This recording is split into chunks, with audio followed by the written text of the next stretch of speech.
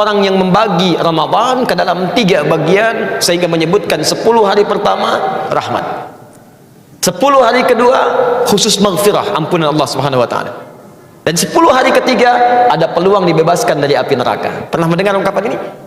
Nah, hadis ini diteliti oleh para pakar hadis, ahli-ahli di bidang hadis, dan menyimpulkan bahwa hadis ini bermasalah. Bahkan derajatnya ada yang menemukan bahwa sampai ke derajat hadis palsu, hadis maudhu. Tingkat dhaifnya tinggi. Paling minimal kata para ulama statusnya semi palsu. Ya, semi palsu, hadis matruk. Jadi ada 3M bermasalah. Kalau ada satu di antara 3 ini, maka hadisnya cenderung ditolak oleh para ulama. M yang pertama disebut dengan mungkar, hadis yang diriwayatkan oleh orang yang tertuduh seringkali berbuat maksiat. Dia meriwayatkan hadis tapi terlihat suka berbuat salah, ada yang mabuk, ada yang berselisih, maka hadisnya diingkari oleh para ulama. Ada yang kedua disebut dengan matruk, namanya matruk, bukan sekedar diingkari, ditinggalkan. Nah, orang ini seringkali berbicara dusta sehingga tidak bisa dibedakan mana dusta, mana hadis yang keluar dari lisannya. Dan yang ketiga ini yang paling tinggi disebut dengan maudhu'.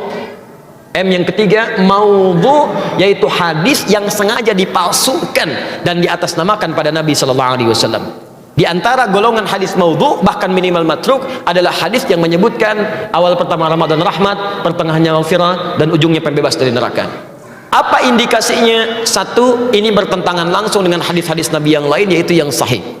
Hadis-hadis sahih mengatakan semua Ramadan siang dan malamnya, pertama sampai akhirnya, itu berisi rahmat dan ampunan Allah Subhanahu wa taala. Jadi Nabi sendiri nggak pernah memisah-misah awal, akhir, pertengahan, tidak.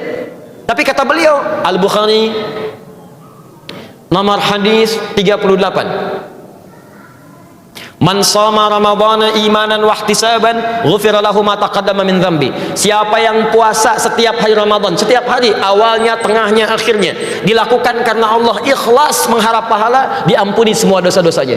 Jadi sejak awal Ramadan ampunan sudah ada. Nomor hadis 37 sebelumnya di Al-Bukhari, man qama ramadhana imanan wa ihtisaban ghufira lahu ma taqaddama min dhanbi. Bukan cuma siangnya, malamnya bermohon kepada Allah ampunan, salat dengan baik, minta ampunan, ikhlas dikerjakan, diampuni semua dosanya. Ini menandakan hadis yang dimaksudkan bertentangan dengan hadis-hadis Nabi sallallahu alaihi wasallam. Jelas di sini?